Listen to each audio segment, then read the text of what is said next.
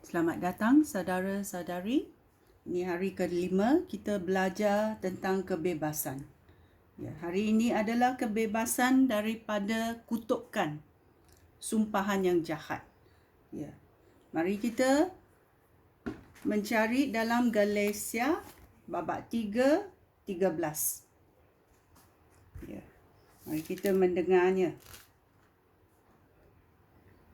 Kristus telah membebaskan kita daripada kutukan yang didatangkan oleh Taurat. Dia melakukan hal ini dengan membiarkan dirinya sendiri terkutuk kerana kita. Di dalam Alkitab tertulis, terkutuklah orang yang mati digantung pada pokok.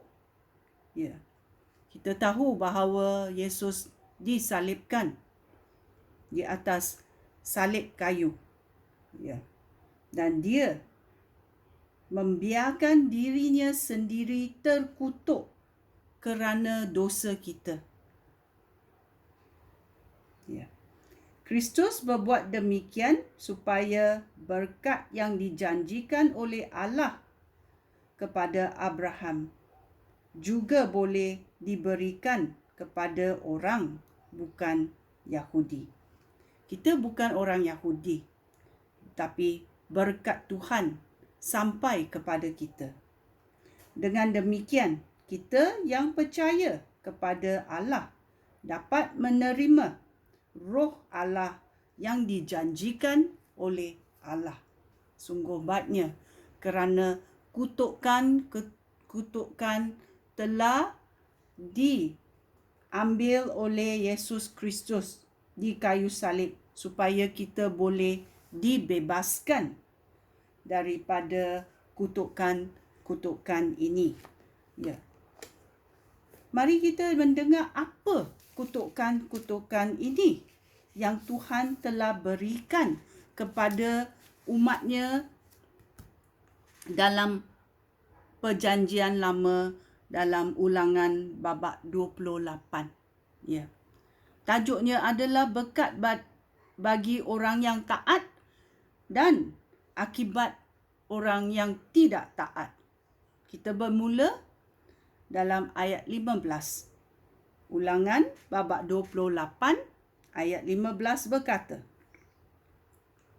"Tetapi jika kamu tidak taat kepada Tuhan Allah kamu dan tidak setia melakukan segala perintah dan hukumannya yang aku berikan kepada kamu hari ini, maka semua kutukan ini akan menimpa kamu." Kita belajar apa kutukan-kutukan Tuhan dan adakah dia sudah terjadi? Ya, kita dalam babak ini kita tahu ada 6 kutukan yang dikatakan oleh Tuhan dan 5 kutukan ini telah terjadi. Ya, mari kita mendengar selanjutnya. Terkutuklah kota dan ladang kamu. Terkutuklah tuaian gandum kamu dan makanan yang kamu buat daripada gandum itu. Terkutuklah kamu sehingga anak kamu sedikit sahaja. Hasil tanaman kamu sedikit dan lembu serta domba kamu tidak banyak. Terkutuklah segala usaha kamu. Jika kamu berbuat jahat dan menolak Tuhan, Dia akan mendatangkan bencana, kekacauan dan kesusahan dalam segala usaha kamu. Sehingga dalam waktu yang singkat sahaja, kamu akan binasa sama sekali. Dia akan mendatangkan penyakit demi penyakit kepada kamu, sehingga tidak seorang pun di kalangan kamu tinggal di tanah yang akan kamu duduki itu. Tuhan akan menghukum kamu dengan penyakit-penyakit yang berjangkit, bengkak-bengkak dan demam. Tuhan akan mendatangkan kemarau dan angin panas sehingga tuaian kamu rosak.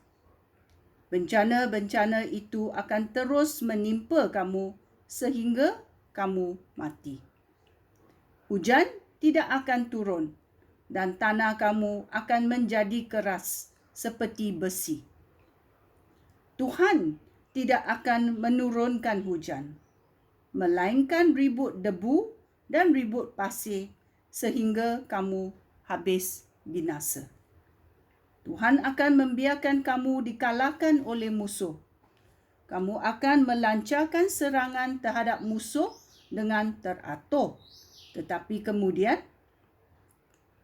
lari berketempiaran. Semua bangsa di dunia akan ngeri melihat kejadian yang menimpa kamu. Apabila kamu mati, burung dan binatang liar akan datang lalu makan mayat kamu. Tiada seorang pun akan mengusir burung dan binatang itu. Tuhan akan mendatangkan bisul pada tubuh kamu seperti yang dilakukannya kepada orang Mesir dahulu.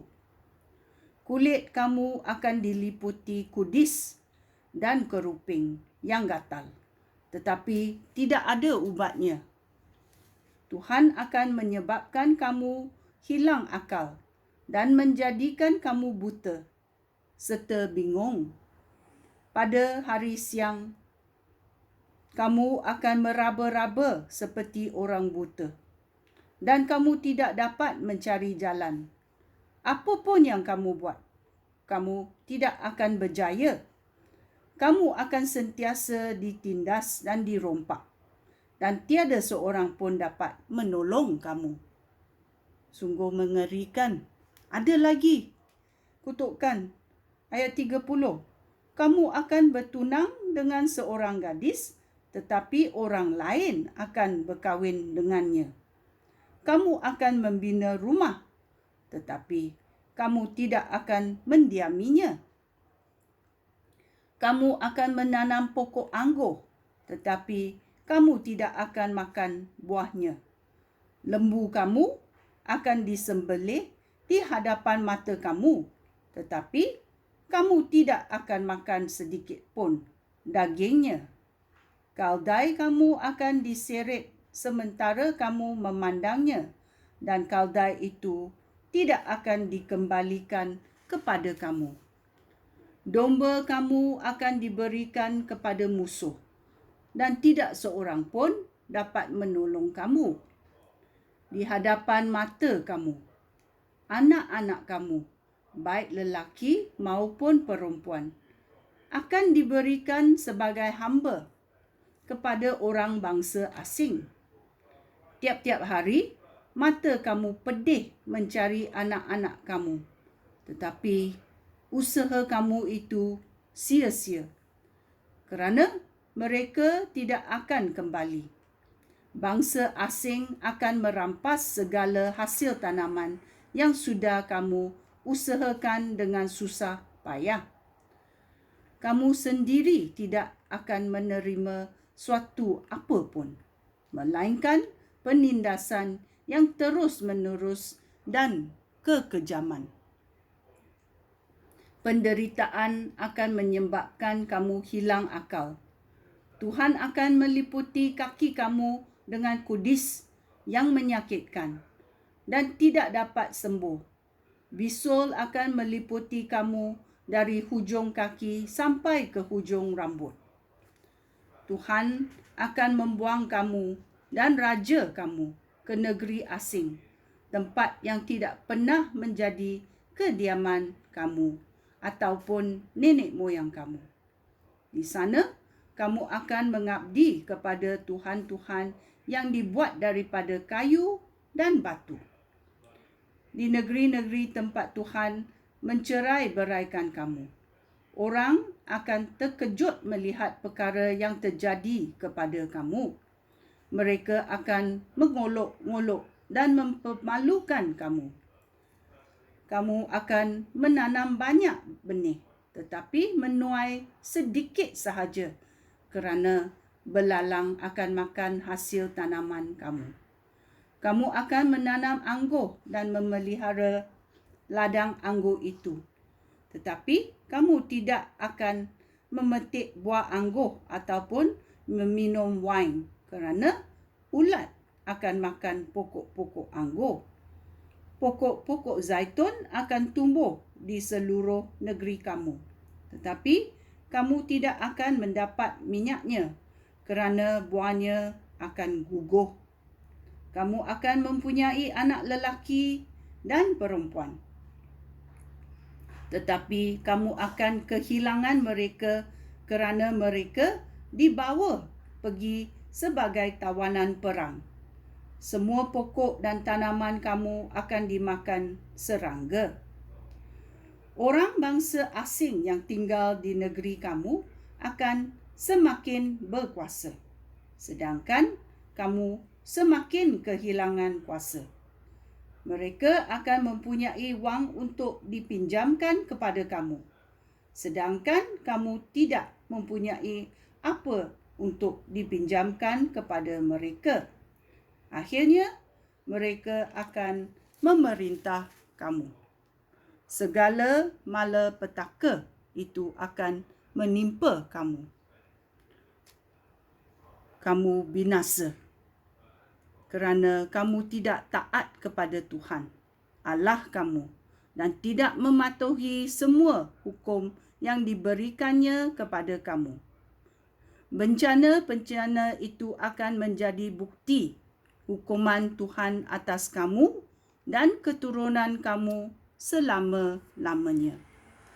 Tuhan Allah kamu sudah memberkati kamu dalam segala hal, tetapi kamu tidak mengabdikan kepadanya dengan hati yang suka dan gembira. Oleh itu, kamu akan mengabdi kepada musuh yang akan dikirim oleh Tuhan untuk melawan kamu kerana kamu akan lapar, dahaga dan telanjang. Kamu kekurangan segala-galanya. Tuhan akan menindas kamu dengan kejam sehingga kamu binasa. Tuhan akan mendatangkan suatu bangsa dari hujung bumi untuk melawan kamu. Bangsa yang berbahasanya kamu tidak fahami. Seperti burung helang, mereka akan menyambar kamu.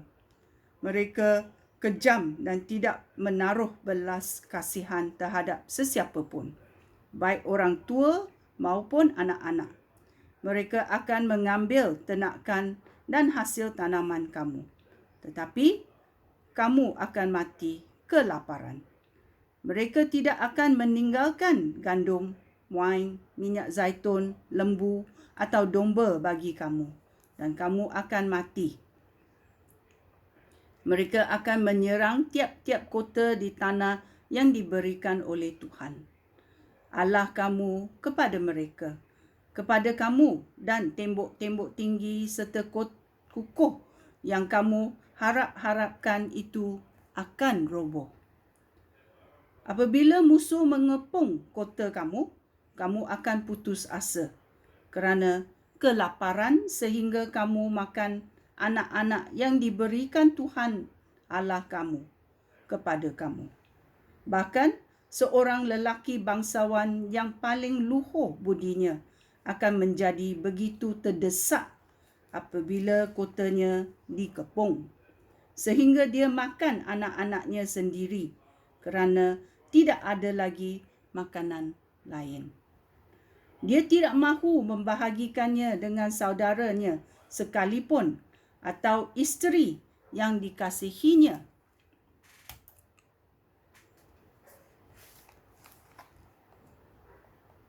Atau dengan anak-anaknya yang masih hidup.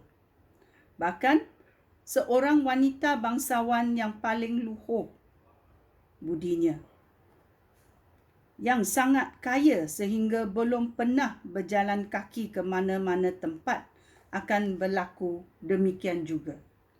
Apabila musuh mengepung kotanya, dia akan menjadi begitu terdesak kerana kelaparan, sehingga dengan sembunyi-sembunyi dia akan makan bayi yang baru dilahirkannya dan juga uri bayi itu. Dia tidak mahu membahagi bahagiannya dengan suami yang dikasihinya, yang dengan anak-anaknya yang masih hidup. Sungguh mengerikan.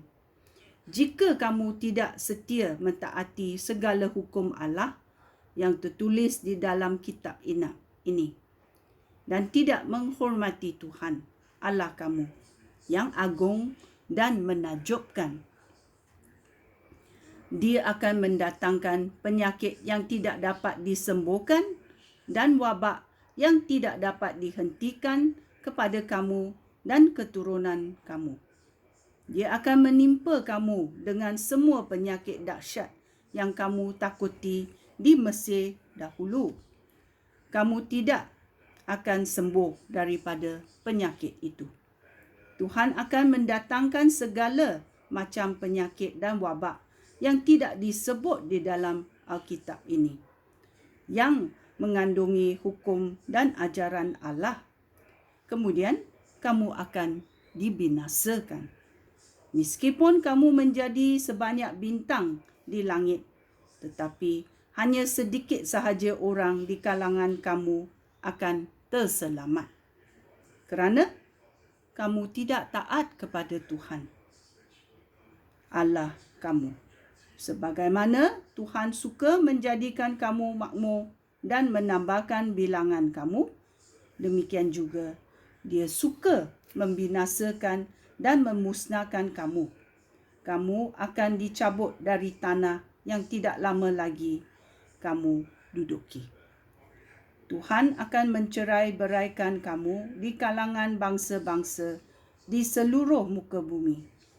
Di sana, kamu akan mengabdi kepada Tuhan-Tuhan yang dibuat daripada kayu, daripada batu, Tuhan-Tuhan yang tidak pernah kamu sembah atau disembah oleh nenek moyang kamu. Di kalangan bangsa-bangsa itu, kamu tidak akan mendapat ketenteraman dan tidak akan dapat tempat yang disebut milik kamu. Tuhan akan menyebabkan kamu sangat gelisah, putus asa dan cemas. Hidup kamu akan selalu terancam bahaya. Siang malam kamu akan dipenuhi kengerian dan kamu sentiasa takut akan kematian. Apa sahaja yang kamu lihat akan menyebabkan hati kamu berdebar-debar kerana takut. Setiap pagi kamu akan mengharapkan malam dan setiap malam kamu akan mengharapkan pagi.